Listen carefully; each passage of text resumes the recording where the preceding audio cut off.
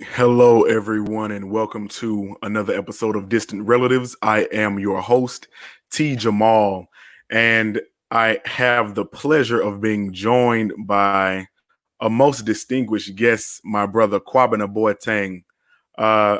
Kwabena, let the people know a little bit about you, who you are, and the work that you're doing. All right. Thank you very much, Jamal, and the entire Afrikan Unity Initiative, as well as your audience. Thank you for the opportunity to engage. As you mentioned, Kwabena Boateng. I'm from Ghana, West Africa. Attended Florida A&M University in 1998, finished in 2002, and it was my time at FAMU that I really came to this conviction that Africans and people of African descent, the African diaspora, represent various parts of one key, which, when brought together, can help unleash and unlock opportunity. And that is where the interest has been built since then.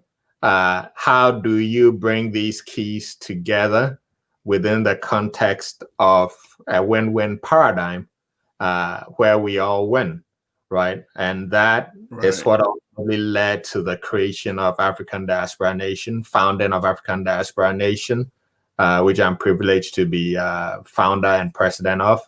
African Diaspora Nation is, I call it a culturally responsible pan-human sustainable development organization. We prioritize human capital development and transnational leadership development. And because of that, we prioritize engagements with HBCUs, the African Union, United Nations, and the like. We see those as strategic, as well as organizations like yours, right? We see those as strategic when it comes to accomplishing and executing our mandate. So that is what African Diaspora Nation is. The HBC Africa Homecoming Initiative is a strategic initiative of African Diaspora Nation. When you talk about bridge building, from our perspective, we recognize the strength, the convening power of historically Black colleges and universities within the community of people of African descent in the US. We recognize the contributions alumni of these institutions have made to African liberation struggle. So it was a natural place to start. And it also an opportunity to take a pipeline, approach, nurturing and engaging a generation of students who will be able to appraise themselves at the intersection of, the interests of people of African descent globally, the African diaspora in Africa, who are able to appraise who they are able to lead at the intersection of our pain points. So that's who we are. The HBC Africa Homecoming Initiative is essentially, bringing African higher education institutions together with HBCUs, addressing the issue of underrepresentation of youth of African descent in study abroad. Less than 6% participate in study abroad. And Africa is a destination for just about 4% of the market. We're looking at how to shift these numbers through this convening platform that we, So that's what I say. Rather long. That sounds it's wonderful, because it's funny that you said your time at FAMU, right?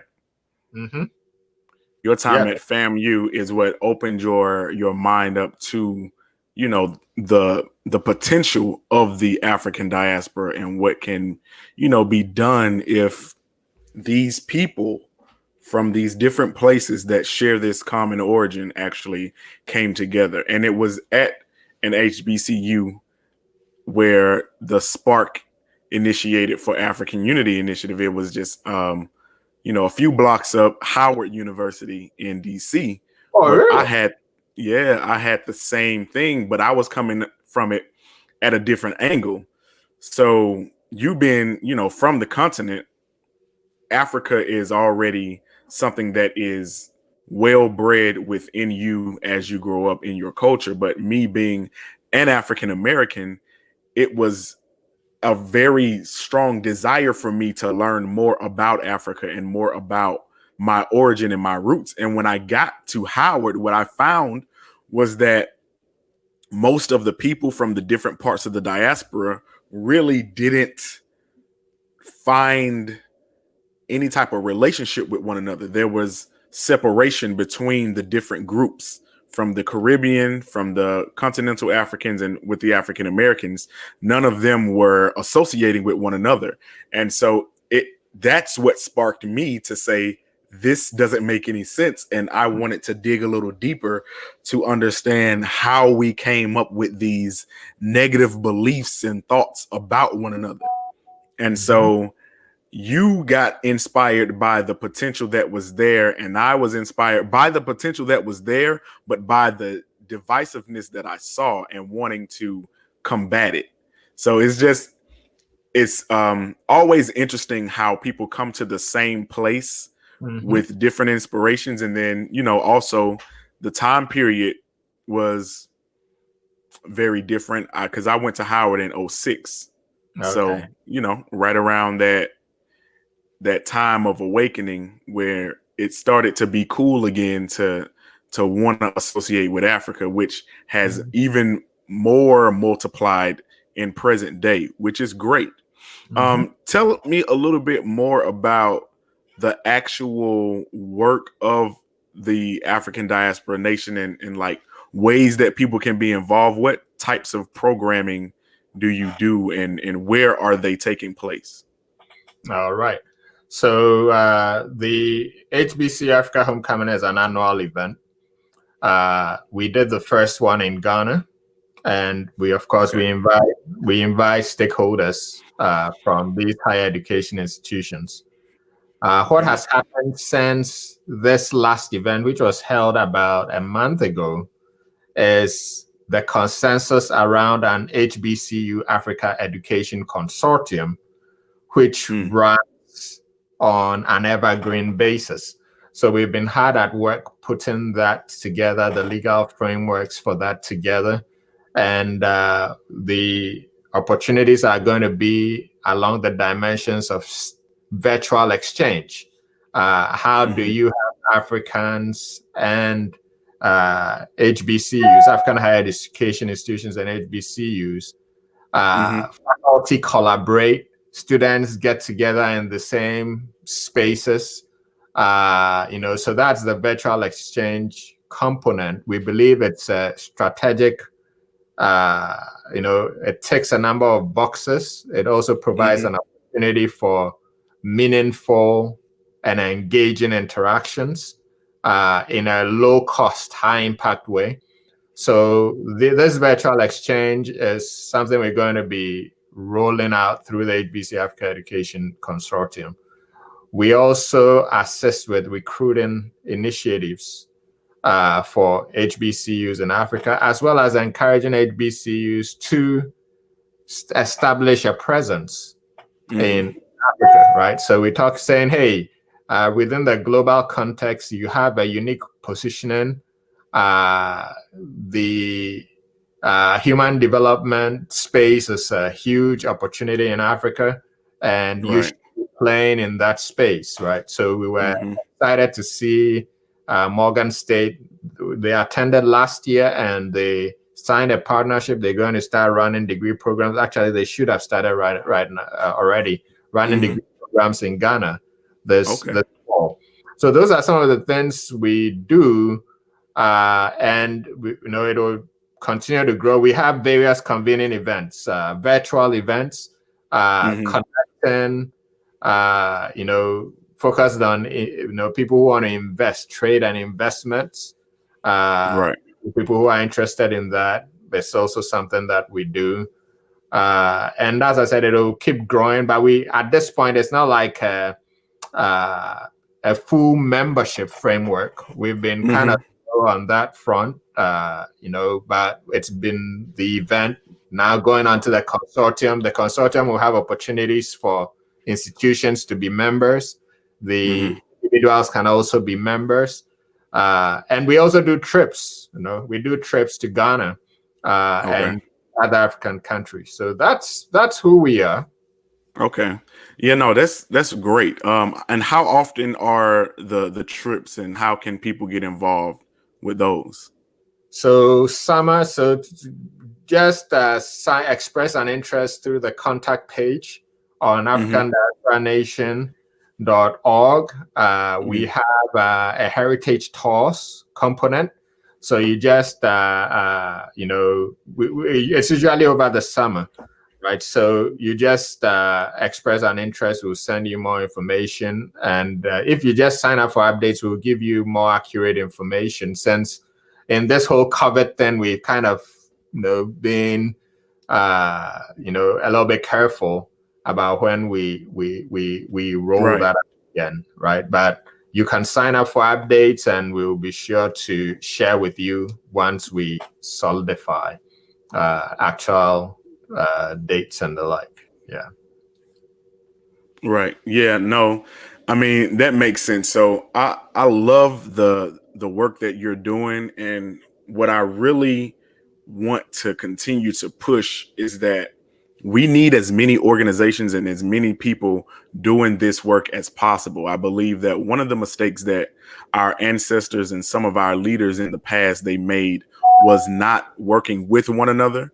They saw each other as competition instead of collaborators.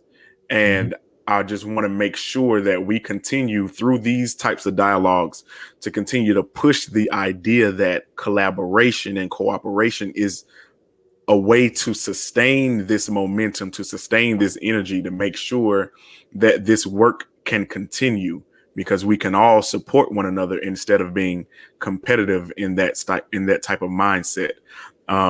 There doesn't need to be only one spokesperson for Black people or one spokes organization for the diaspora. Absolutely. Yeah. I totally agree with you on that. It's a huge space with enormous need. It's good if we coordinate within the text of an overarching vision. And then use our core values to guide us in engaging. So I kind of abhor labels sometimes, whether it's Pan-African or New Pan-African or this or that. At the end of the day, it's looking to explore win-win opportunities and operating and sharing content which allows us to harness not just our internal resources and capital, and bringing it to bear in service to our communities, here and in Africa. I think that's important. Exactly. So I wanted to ask you, so when you came to FAMU, was that your in the US, or did you have experiences abroad prior to that?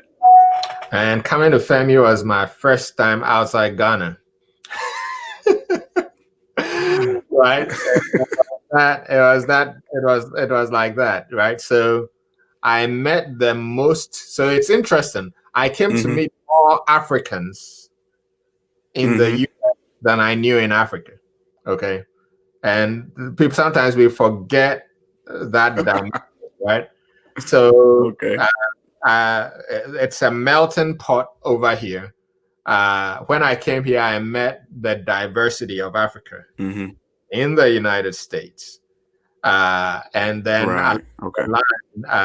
across my career experience, I also got the opportunity to work in Angola, Nigeria, pass through South Africa, right?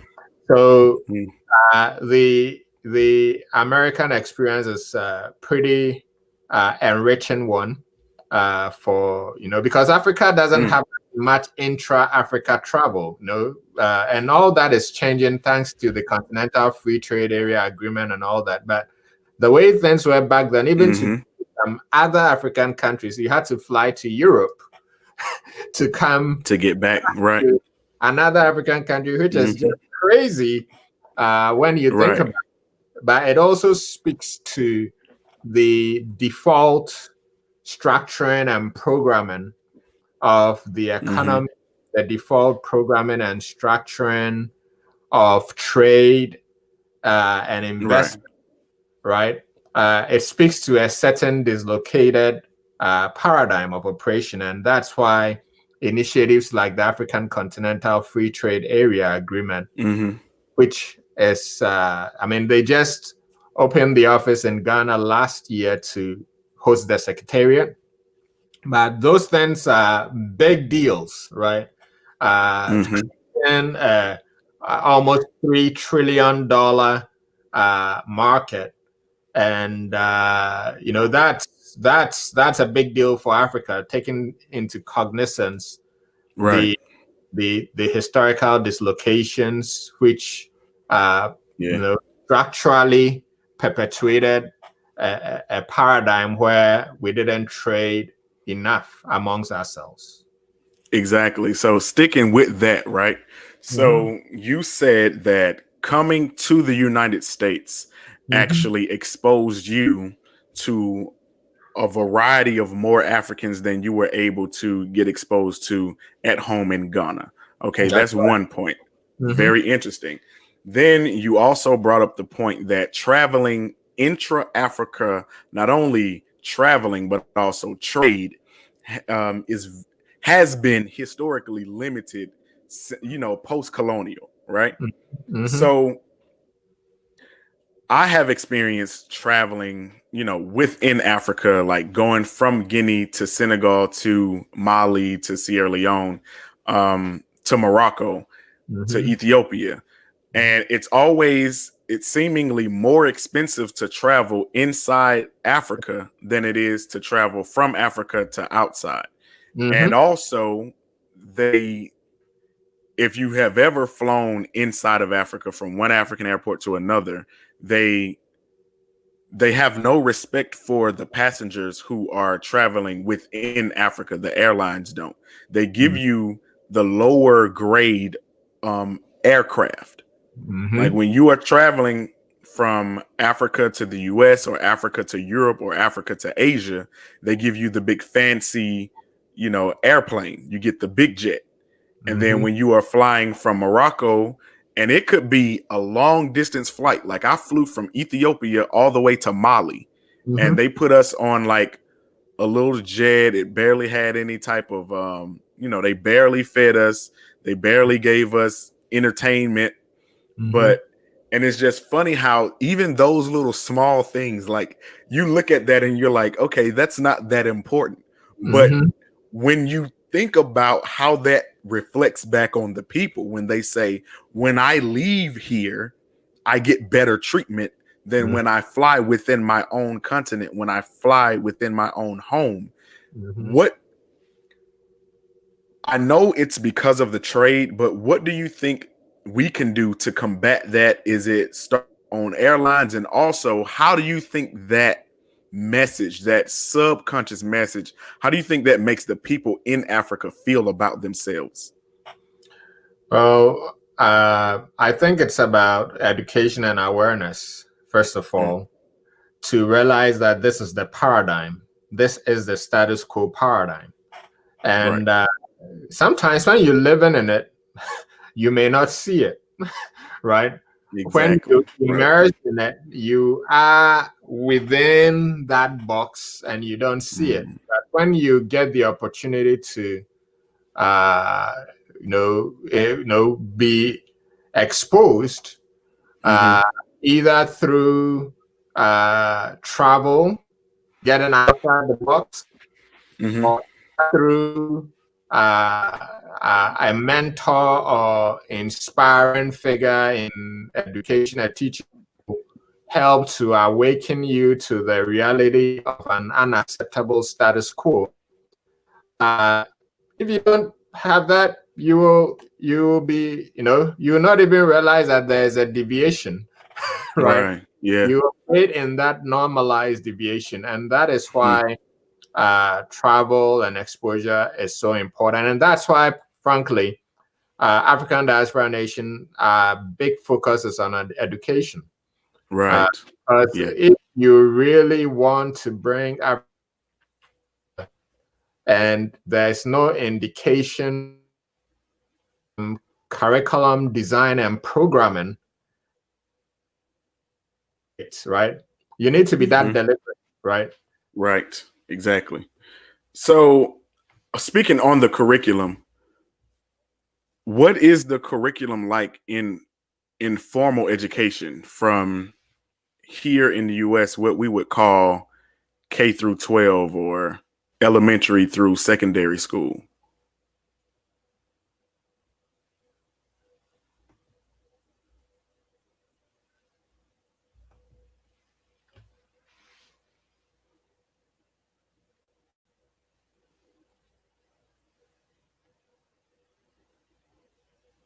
Kwabena, can you hear me?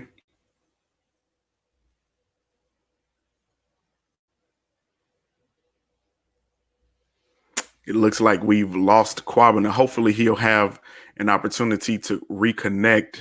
I think he's trying to log back in now. But I just want to, while we wait to see if he's able to log back on, just to remind everybody of what we were just talking about.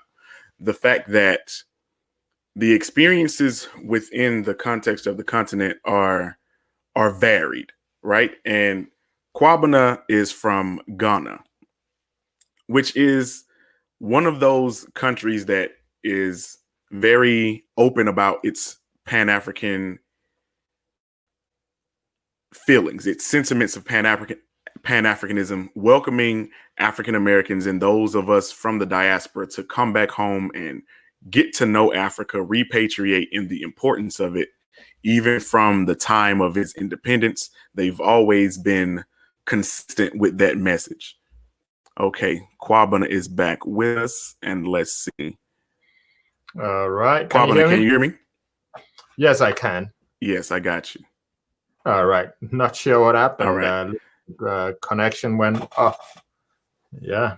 Yeah, the connection just went down. So you were explaining to us about the curriculum. You were talking about curriculum and the importance of it. Yeah. So I was just emphasizing the need to be very deliberate, right? When we talk about African unity and all that, right. What one needs to examine to know whether we're serious about that is your curriculum and programming and your education pointing to the fact that you really want that, right? And that will be the same for the African continent as well as it is for the African diaspora. Right. If you keep saying Africa must unite, and your curriculum design and programming doesn't reflect that desire, then it is lip service, right? So let me ask you, in your primary education from, over here we have elementary, middle, and high school. And I know in Guinea, they have the same type of setup, but it's a little different. I'm not sure how it's set up in Ghana, but in like a K through 12 type of primary education, what type of curriculum is there? Is there more emphasis on pre-colonial African history, or are you guys being taught about the colonial European history? And do you learn anything about Africans in the diaspora in your primary education? Yeah, so for me, my primary education focused a lot on, so the history, Africa, pre-colonialism and all that. We had that.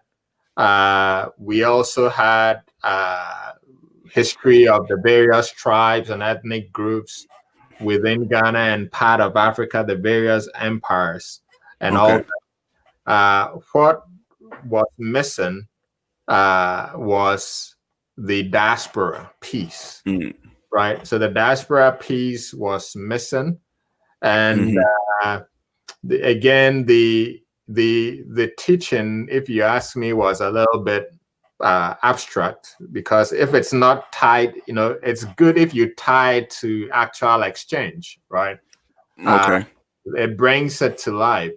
And it'll probably be different within the context of today, but I didn't see, we learned about the African Union and all that. So that was great. But so far beyond that, the integrative aspect of building together, as you envision a transcendent future, a future where you all win. Right. Something I thought was the preserve of a very few, right? And I think that's important. But what was clearly missing was the African diaspora piece. I thought that was right. And today we have a unique opportunity to solve all these, leveraging technology and expanding access to digital platforms. So we stand at a unique juncture. It's just a matter of getting it done. So in your opinion, I know you're doing a lot of work with the HBCU Africa Homecoming Initiative. And so that's the collegiate level. Do you think that the collegiate level is the fastest way or the simplest way to begin with that age group and then go down? Or do you think it should start younger and then, progress upward? I think younger is way better.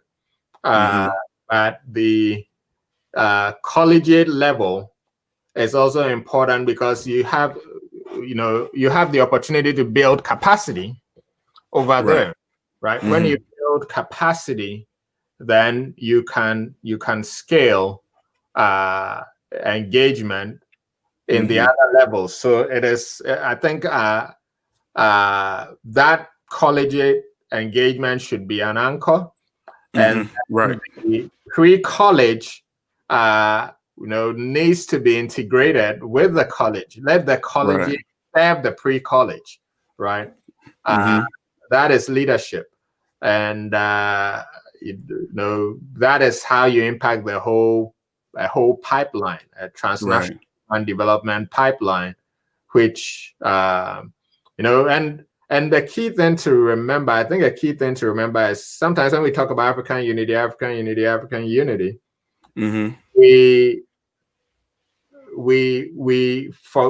kind of think that is an end in itself, but that's not the end in itself. I mean, will we be shouting for African unity if we were economically empowered, we had autonomy in assessing and identifying our talents, nurturing them through education, bringing them to market, right? At the end of the day, it works best when we focus on human needs. So I like to speak within the context of the United Nations Sustainable Development Goals. I think important, right? Those are important frameworks because you see those things connected to human needs. And ultimately, if you want it to be sustainable, the effort must be aligned towards meeting human needs.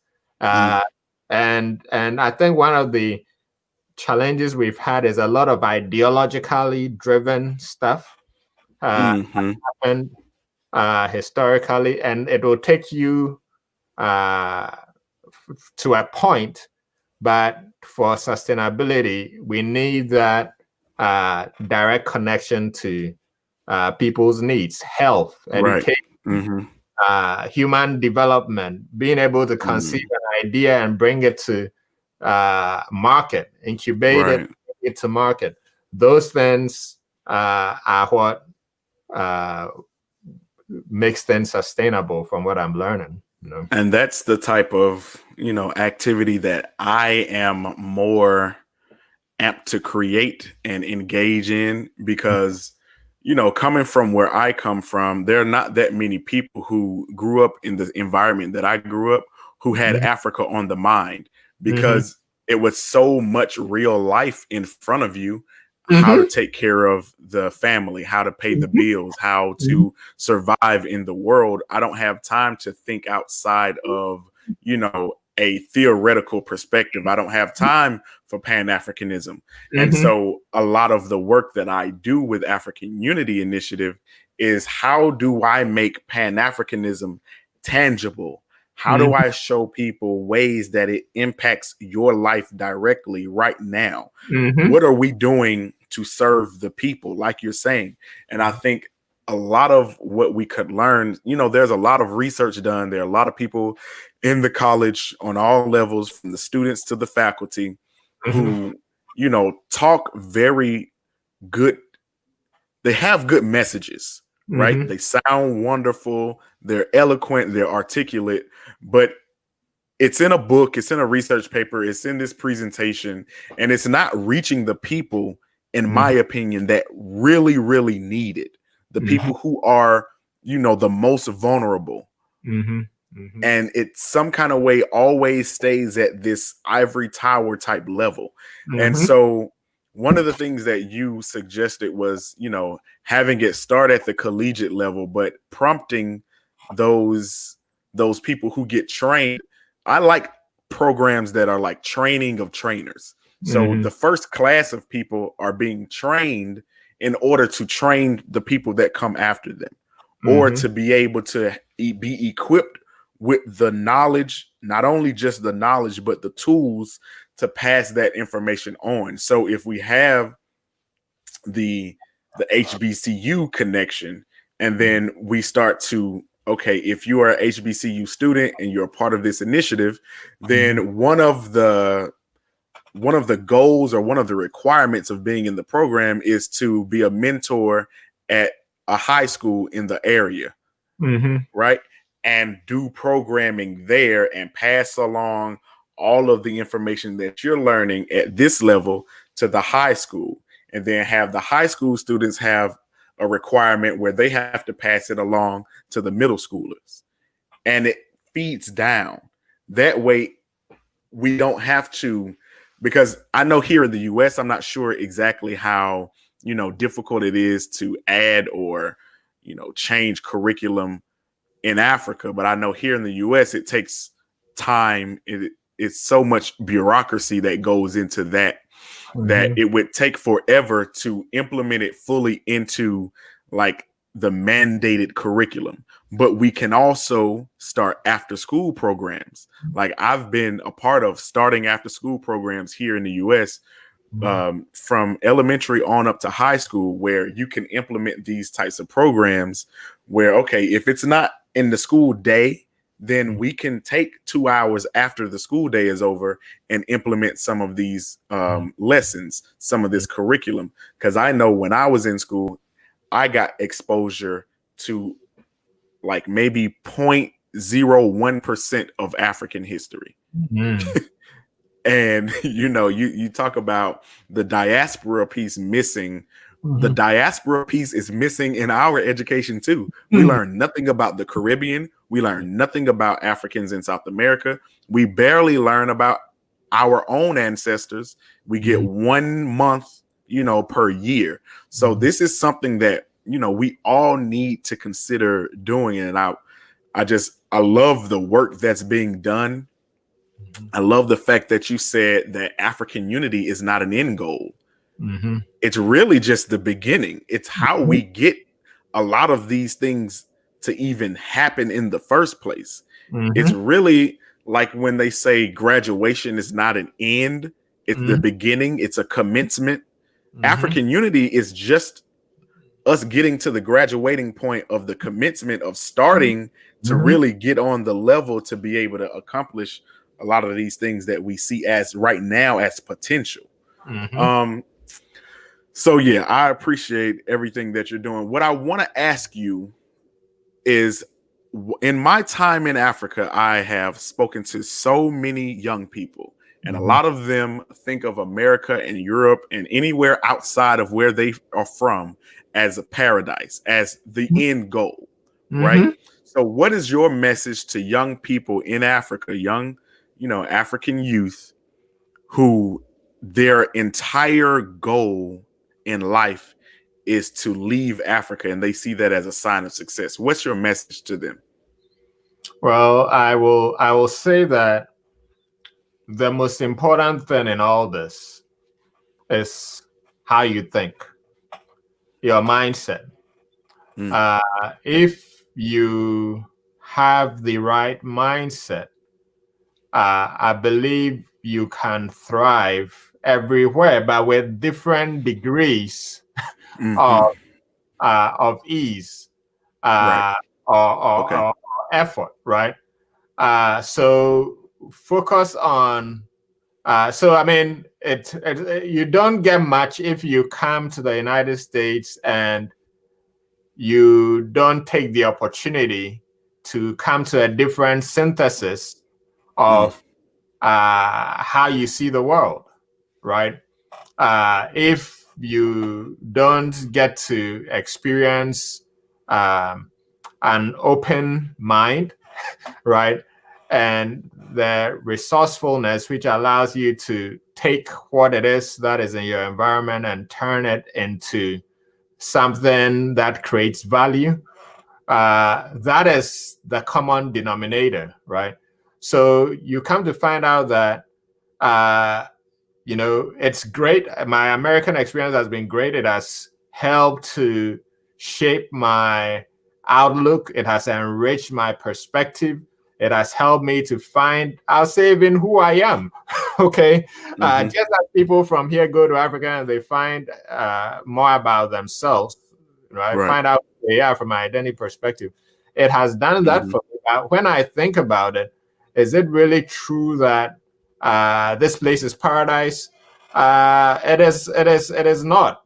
Its money is not growing on trees over here. It's not lying on the ground for you to pick. It is all about coming to a place where you have the eyes to see opportunity and Mm-hmm. have the perseverance, the will, and the character to do what you need to do to turn that resource into something which creates value, Right. bringing that to market, and then doing well. So, yeah, that's what I'll say. I mean, I believe, with a good education, make sure you're getting Mm-hmm. a good education. And Right. I define a good education as an education which, first of all, gives you a foundation which helps you to well appraise your identity, well appraise your gifts and talents, right? Right. That's what a good education is, and which helps you to situate all that within the context of purpose and service to humanity. So when you have these, I think you in a solid place no matter where you are, right? Right. So that's what that then it becomes about nurturing that skill and talent through a process, and the opportunities to do that are many, thanks to the digital world. And I agree that the digital opportunities are not accessible by everybody because not every place has an internet connection. But Right. the opportunities, I believe, are greater today than they were 20 years ago. So, Definitely. yeah, that's what I'll say. Make the most of what you have where you are. It's good to have a diverse network. If you can connect with someone who is outside the continent and Right. also get enriched by their perspectives, I think it's great. People who are believable, who are not just saying things but doing things, right? One can learn a lot from them. So yeah, make the most of it. It's not heaven, but you can create you can approximate something which works for you, your family, your community. With these tools. Yeah. And I just always encourage people, like I never tell people that, leaving is not an option, right? Because I strongly believe in making where you are the place that you desire. And it's going to take hard work, because the place that you're desiring, the place that you're looking upon, it had to be created by somebody. So somebody put the work in. So I believe that same possibility, that same potential exists even on the continent of Africa, even in the Caribbean, even in all of these other places that have Europe and the United States on the mind, or even Canada. But if you do have to leave, make sure I try to implement in the minds of the people that I have exposure to, at least have the mind to always invest back home. Like if you have to be the one that leaves, if that is your lot in life, if you leave Ghana, if you leave Guinea, if you leave Sierra Leone and you come to the States, you make whatever it is that you need to make here, you make all those network connections, you make the resources, and you take it back home and you build up there what you saw the capacity of here. Like, because sometimes, like you said, it's just the lack of exposure. I don't know how they built this because I haven't been exposed to, the recipe. So maybe coming over here is the recipe for certain people, and then they can take that recipe and share it back home. But that's what I want to see more often than people coming over here and just abandoning, where they come from. I've seen, both sides of it. And I also see where a lot of people come over here and, the family put all of their savings on the line to get, this one relative to go. And, things aren't going so well. And they put on these airs, or they pretend like things are better than they are. So the family doesn't know, the struggle. And, I want to make sure that we can avoid that story, from that cycle from reoccurring, where we tell people the realities of what life is. It's not going to be easy anywhere. It's not easy to develop things in Africa, in the Caribbean. It's not easy to, once you're over here in the so-called developed world, it's not easy here either. Nowhere is going to be a piece of cake, and you're going to have to put that effort in. And I just encourage you, if you're going to put the effort in anywhere, put it in where you are, where you call home, and develop that and build that up. That way you can elevate everyone around you. Either way, I encourage people to, have that type of mindset. I think that's very important. Or build a bridge, right? Be a bridge builder, so that it's easier for people to connect between where you are and so that everything that can flows better. Right. That's one angle I also like to add to what you said. Yeah. So you said building a bridge, and we hear a lot this term, bridge the gap across the African diaspora, bridging this gap. And I came up with this term for gap as a global African perspective. Okay. And I am, I encourage people to have that. So when we're talking about the African diaspora, we're not just talking about the continent. We're not only talking about those of us in the Western Hemisphere or who are off the continent. We're talking about everyone collectively. And also, one of the things that I love that you said is have a broad and varied network, not to impose your views on them, but to exchange views, to learn from the ways that they do things, and they can learn from you, and it's reciprocal. So that's my idea of what a global African perspective is. In your opinion, what is the purpose of building this bridge? I think the purpose of building this bridge, I'll go back to the beginning. My belief is we all hold different parts of a key. I mean, from a figurative sense, right? Right. building the bridge is also about bringing the different parts of the key together for shared prosperity. All right. And that prosperity I would define as it's a gift to know who you are. Right? Part of the key, part of what the key gives you access to is an expanded sense of yourself and your identity. All right. And that's very important. Another part of the key is the opportunity to collaborate, whether it's in trade and investment and all that, right? So we're able to do, I mean, when you are in the United States, for example, just by the mere fact that you're a US citizen, you have access. If you know who you're able to really appraise who you are within a global context, you realize that you come with so many tools. All right.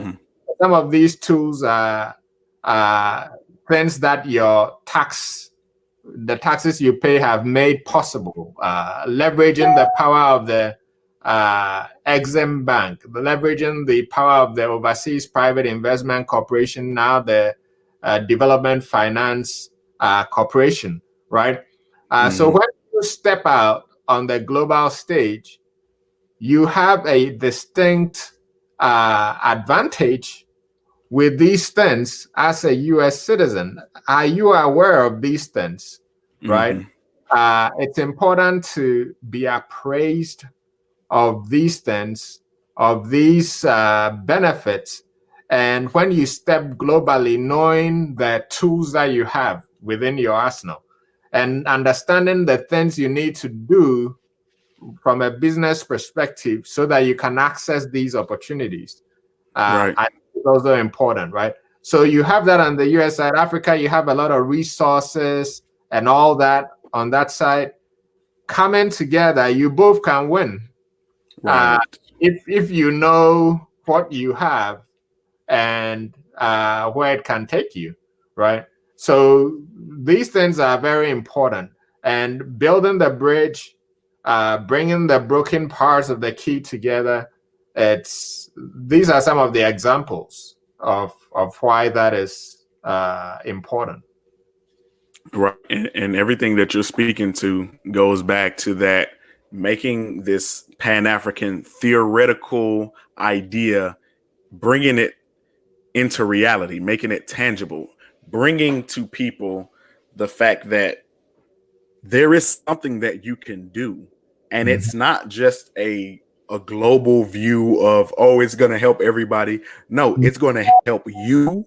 It's going to help your family directly. It's going to help us all economically. So these things, because some of us aren't in the position to be able to be 100%, just altruistic. And I just want to be a part of it because I just want to help everybody else.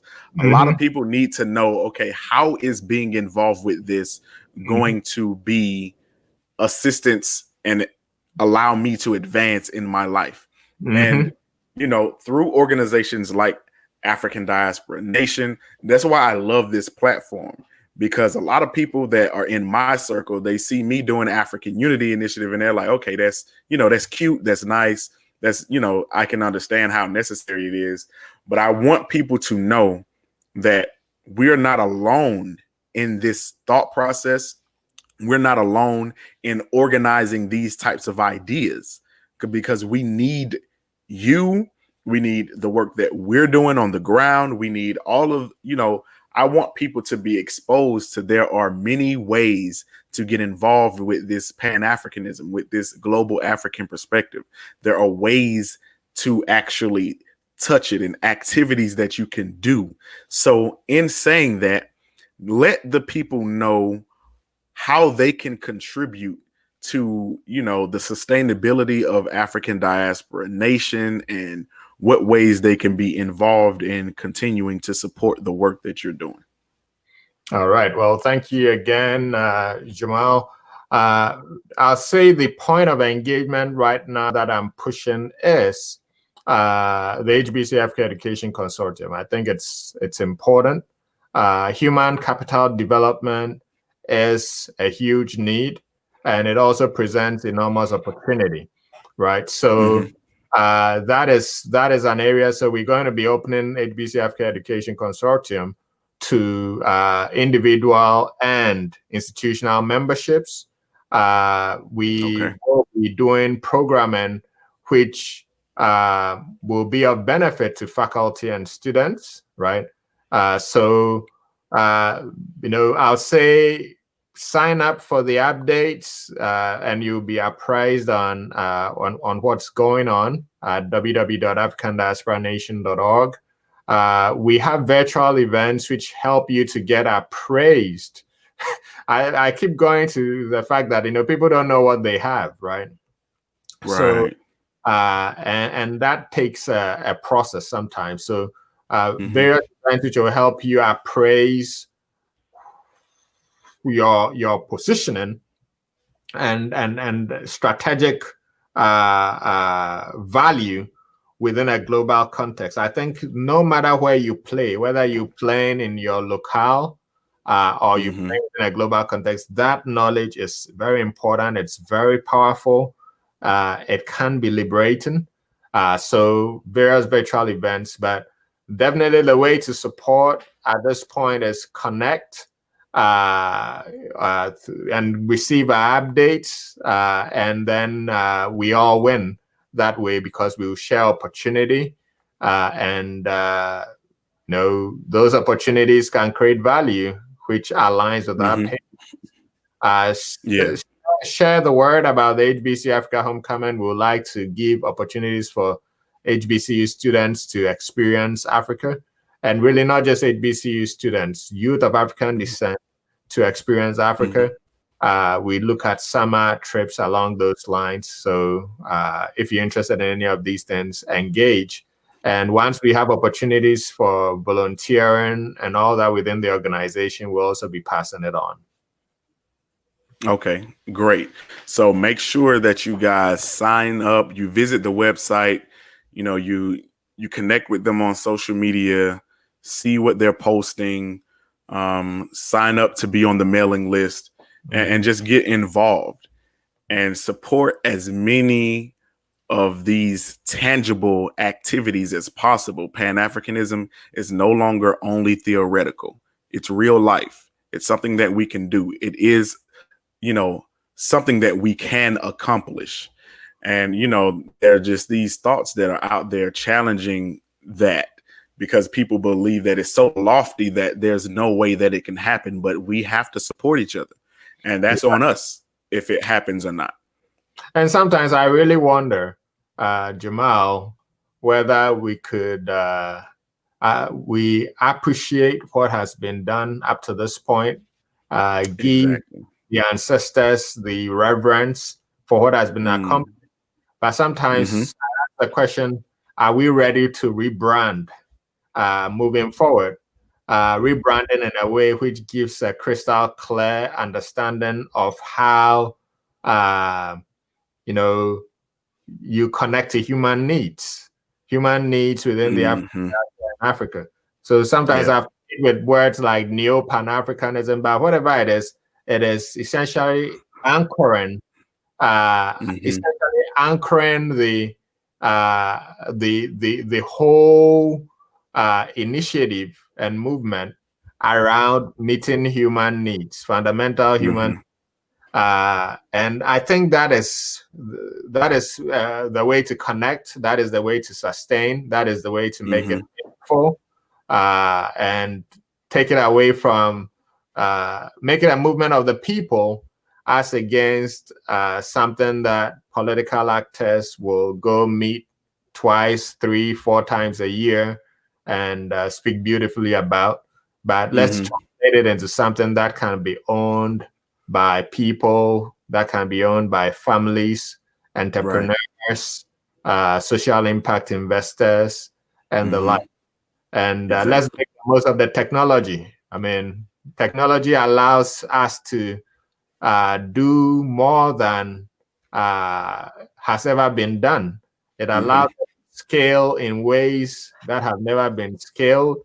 The mass we have in terms of educated people has never been this many, right? Our networks have never been this broad. Our allies have never been this many. It is imperative that we do more.